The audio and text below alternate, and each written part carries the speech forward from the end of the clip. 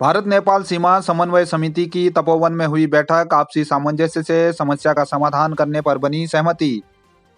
भारत नेपाल सीमा समन्वय समिति की आज एनएचपीसी के धौली निकेतन तपोवन में जिलाधिकारी रीना जोशी की अध्यक्षता में बैठक हुई। बैठक में दोनों देशों के विभिन्न विभागों के अधिकारी मौजूद रहे।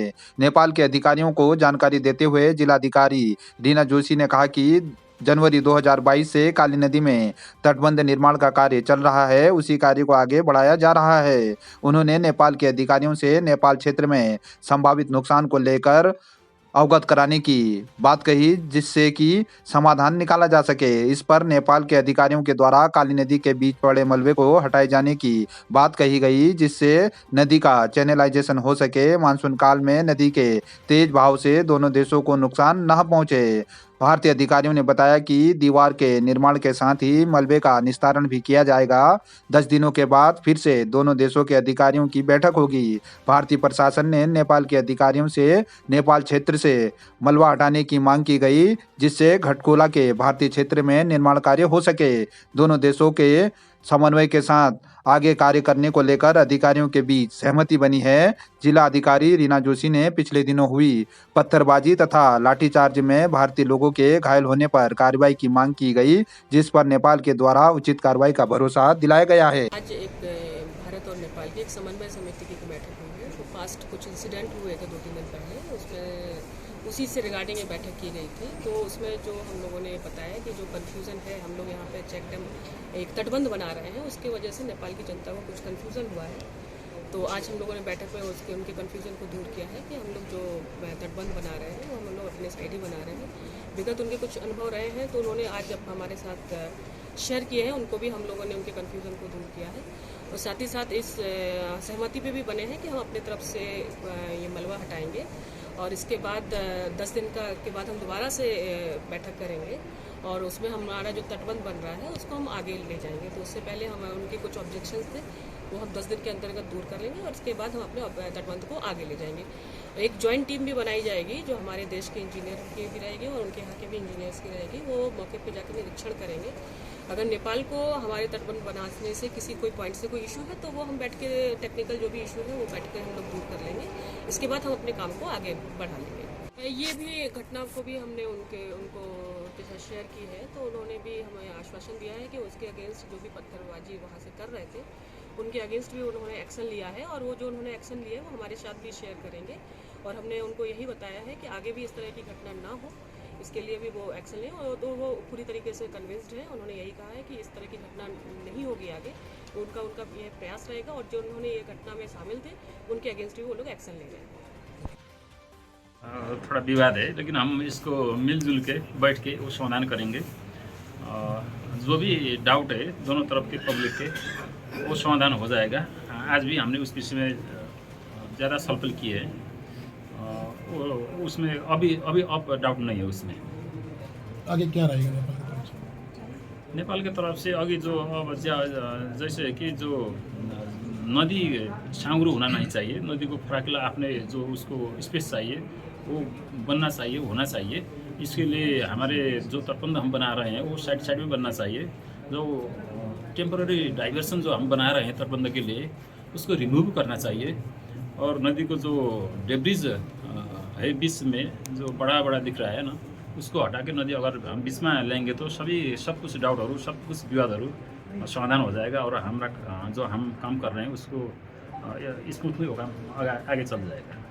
ना है वो अच्छी घटना नहीं, वो होना नहीं चाहिए, अब नहीं होंगे। वो दोनों तरफ से जो हुआ है वो ठीक बात नहीं है। जो कुछ भी है डाउट है वो मिलजुल के बैठ के वो समाधान करना चाहिए।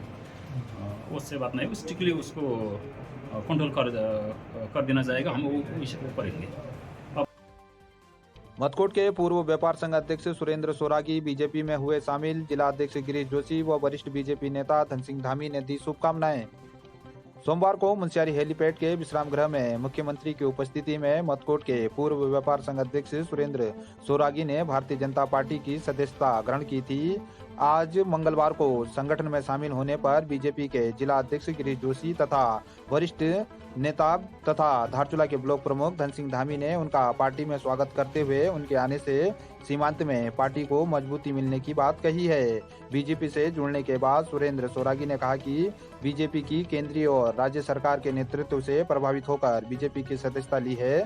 सीमांत क्षेत्र में पूरी ताकत लगाकर संगठन को मजबूत करने में उनके द्वारा कार्य किया जाएगा। 23 वर्षों के बाद बांसबगड़ में रामलीला का मंचन जारी, लोगों में दिख रहा भारी उत्साह। क्षेत्र में भारी ठंड के बावजूद 23 वर्षों के बाद बांसबगड़ के जीआईसी खेल मैदान में रामलीला का मंचन जारी है, जिसमें लोगों में भारी उत्साह देखने को मिल रहा है। रामलीला के मंचन में राम लक्ष्मण सीता संवाद, माता की आज्ञा लेकर वनगमन, राम निषाद संवाद, सुमंत के द्वारा प्रभु राम से अवध लौटने का आग्रह, दशरथ देह त्याग आदि का मंचन किया गया। 23 वर्षों के बाद क्षेत्र में संचालित हो रही रामलीला के मंचन को देखने के लिए लोगों में भारी उत्साह देखने को मिल रहा है। लोग बड़ी संख्या में मंचन स्थल में पहुंच रहे हैं। रामलीला कमेटी के अध्यक्ष प्रधान दीपक जोशी ने सहयोग के लिए सभी का आभार व्यक्त किया है। धारचूला में संघर्ष समिति का हुआ गठन, पूर्व ब्लॉक प्रमुख नेत्र सिंह कुंवर बने अध्यक्ष। पीडब्ल्यूडी विश्राम गृह धारचूला में आपदाग्रस्त क्षेत्र में निर्माण कार्य तथा पीड़ितों के विस्थापन की मांग को लेकर सर्वसम्मति से संघर्ष समिति का गठन किया गया। संघर्ष समिति के अध्यक्ष पद पर पूर्व ब्लॉक प्रमुख नेत्र सिंह कुंवर, उपाध्यक्ष प्रकाश गुंजाल, डब्बू पायर, सचिव नदीम परवेज, लक्ष्मी गुंजाल, प्रचार मंत्री सनी साहनी, प्रेम गर्ब्याल, मुख्य सलाहकार रमेश कुटियाल, ओपी वर्मा, सक्रिय सदस्य जानकी देवी, नंदा बिष्ट, मंजू थापा, रीना बिष्ट, ममता थापा, अनीस, मोहम्मद आजम, महिमन सिंह ह्याकी तथा सलाहकार पद पर लक्ष्मण कौशल, श्यामचंद्र खरकवाल, भीम सिंह रावत को चयनित किया गया। संघर्ष समिति ने आपदाग्रस्त क्षेत्रों में शीघ्र निर्माण कार्य तथा आपदा पीड़ितों के विस्थापन के लिए सभी से एकजुट होने का आह्वान किया है। मुंशियारी महोत्सव में विभिन्न कार्यक्रम हुए आयोजित, बड़ी संख्या में पहुंच रहे दर्शक। मुंशियारी महोत्सव के सांस्कृतिक कार्यक्रमों में डॉक्टर गोकर्ण सिंह जंगपांगी बतौर मुख्य अतिथि पहुंचे। उन्होंने महोत्सव समिति को 10,000 सहयोग राशि प्रदान की। महोत्सव समिति के अध्यक्ष राजू पांगती के द्वारा अतिथियों का बेज अलंकरण कर स्वागत अभिनंदन किया गया। प्रसिद्ध कलाकार जितेंद्र तोमक्याल तथा माया उपाध्याय ने कुमाऊनी, गढ़वाली, नेपाली तथा हिंदी गीतों पर दर्शकों को झूमने पर मजबूर कर दिया। पहाड़ी बॉयज हनी मुआनी ग्रुप के द्वारा शानदार रंगारंग सांस्कृतिक कार्यक्रम की प्रस्तुति देकर दर्शकों को मंत्रमुग्ध कर दिया गया। कार्यक्रम का संचालन लक्ष्मण पांगती, लजबू तथा भीमराम ने किया। इस दौरान महोत्सव समिति के अध्यक्ष राजू पांगती, दीपू ब्रिजवाल, रवि ब्रिजवाल, कुलदीप रावत, मुन्ना सयाना, खुशाल हरकोटिया आदि मौजूद रहे। ये सुगौली संधि है ना, जो सन 1952 की जो सुगौली संधि है, उसमें हमारा जो सीमा है, सीमांकन हो चुका है। अब रही बात जो परसों धारचूला की बात है, जो तटबंध लग रहा था आपका, तटबंध लगाते समय तो नेपाल की भूमि जहाँ पर है वो तो वहीं पर रहेगी, उसको तो वो नहीं किया जा सकता है। हाँ? जो तटबंध लगाने के लिए हमने ये सुना है कि पानी को थोड़ा बहाव उस साइड मोड़ दिया गया तटबंध लगाने के लिए। बाद में नदी तो अपने साइड आएगी ना, कोई भी निर्माण कार्य होगा उसको करने के लिए तो कुछ रोकना पड़ेगा, ये है। और दूसरी बात ये है कि भारत के साथ जो नेपाल के मैत्रिक संबंध है, अभी से नहीं कि ये परंपरा जो हमारी रही है, वार और पार का आपसी संबंध, ये संबंध हमें हमेशा रहना चाहिए। हमारे सरकार से भी ये अनुरोध है, यदि वायदे भी ये काम करते हुए या नीचे ऊपर कुछ हो गया तो एक कूटनीतिक पहल किया जाए, राजदूतावासों के द्वारा उनसे मतलब ये बात को एकदम आसान तरीके से सुलझाया जा सकता है। जो पत्थरबाजी ये हो रही है, इसमें कुछ ऐसे सामाजिक तत्व भी हो सकते हैं जो भारत के साथ हमारा रिश्ता सही न हो, इस टाइप की बात कर सकते हैं ये लोग। क्योंकि ये पराजित भी हुए हैं हाल ही में, ये नेपाल कम्युनिस्ट पार्टी के लोग हैं, अब उनसे भी ये हो सकता है। जो हम देख रहे हैं, हम सुन रहे हैं, हम तो ये देख रहे हैं कि भाई ऐसा कुछ ज़मीन में कोई आपत्ति हम तो नहीं देख रहे हैं। नदी में वो तटबंध लगा रहे हैं तो उसको थोड़ा पानी तो डाइवर्ट करना पड़ेगा, बाद में पानी अपने साइड में आ जाएगा, मशीन से अपने साइड में उसको अपने जिस बहाव में नदी बह रही है उसी बहाव में बह जाएगी। ये नेपाल सरकार की ये ऐसी कोई चाल नहीं है, कोई ऐसे गलत लोग हो सकते हैं जो दोनों देशों के बीच में दरार पैदा करने की कोशिश कर रहे हैं। मैं इस घटना की निंदा करता हूँ, क्योंकि ये अच्छी बात नहीं है। हमारे रोटी बेटी के संबंध पे कलंकित बातें हो रही है। और दूसरी बात, कहीं ना कहीं ऐसा प्रतीत होता है कि ये जो अभी अभी चुनाव संपन्न हुए हैं नेपाल में, तो वहाँ पर नेपाली कांग्रेस ने जो विजय प्राप्त की है, वो कहीं ना कहीं विपक्षी की जो हार हुई है वो पचा नहीं पा रही है, और वो उग्र स्वभाव अपना रही, ताकि नेपाल राष्ट्र बदनाम हो एक तरीके से देखा जाए तो। और मैं चाहूँगा नेपाली प्रशासन से कि कृपया ध्यान दें, संज्ञान लें कि ऐसे अराजक तत्वों पर नकेल कसा जाए, और सीमावर्ती क्षेत्र होते हुए जैसा कि धारचूला का माहौल बिगड़ रहा है, क्योंकि माहौल बिगाड़ने का प्रयास किया जा रहा है, तो इसे देखना चाहिए नेपाली प्रशासन ने। और हमारा जो क्षेत्र है जौलजीबी या बालाकोट या झूलाघाट, इन जगहों पर अभी तक शांति है, और यही शांति हम धारचूला में भी चाहते हैं, क्योंकि अशांति का माहौल कोई भी नहीं चाहता है। अशांति प्रिय जो लोग होते हैं वही अशांति फैलाना चाह रहे हैं, तो ऐसा उचित नहीं है और नहीं करना चाहिए। ऐसा हम संदेश दे रहे हैं। अभी तो ये सिर्फ संदेश का माहौल है। अगर आन पड़ी ज़रूरत पड़ी तो हो सकता है कि नेपाल के जो घाट हैं उन पर तालाबंदी करवाया जाएगा, और पूरे क्षेत्र में एक ऐसा माहौल हो जाएगा कि नेपाल में जो माहौल पैदा करने का प्रयास किया जा रहा है उसका माकूल जवाब देने का हम भी प्रयास करेंगे। मैं ये गलत हुआ, ऐसा नहीं होना चाहिए था। भारत नेपाल का हमारा रोटी बेटी का रिश्ता है, कई सालों से, कई समय से रिश्ता है जो हमारे दोनों देशों का। और इसमें जो वहाँ से जो पत्थरबाजी हुई है और कुछ लोगों को चोट लगी है, उधर नेपाल की तरफ भी, इंडिया की तरफ भी, और नेपाल प्रशासन ने उचित कार्रवाई होनी चाहिए इसमें। और ये निंदनीय है, घटना ऐसी नहीं होनी चाहिए भविष्य में। पत्थरबाजी तो नहीं होनी चाहिए, और जो ये पत्थरबाजी कर रहे हैं प्रशासन ने भी इसको संज्ञान में लेना चाहिए, जो पत्थरबाजी हो रही है। दोनों देश के रिश्तों के बारे में क्या कहेंगे आप? यहाँ की लड़कियाँ उधर हैं, उधर की इधर है, रोटी बेटी का संबंध है, और इससे ज़्यादा क्या कहें। बेटी के भारत और नेपाल के रोटी बेटी का संबंध है, हाँ उसको कायम रखना चाहिए। और जो भी ये गलत काम कर रहा है, जो नेपाल से पत्थरबाजी कर रहा है, उस पर सख्ती कार्रवाई नेपाल सरकार ने करनी चाहिए, जो हमारे संबंध खराब ना हो। जो हमारे संबंध पहले से ही ठीक हैं वो ठीक ठाक ही रहने चाहिए। नंदा गौरा धन योजना के तहत 2016 के पात्र छात्रों को बबन गांव निवासी चंद्र प्रकाश द्विवेदी ने लाभ देने की मांग की। मुसहरी तहसील के बबन गांव निवासी चंद्र प्रकाश द्विवेदी ने नंदा गौरा धन योजना के तहत 2016 के पात्र छात्रों को सभी प्रक्रिया पूरी होने के बावजूद योजना का लाभ नहीं मिलने को लेकर नाराजगी जताई है।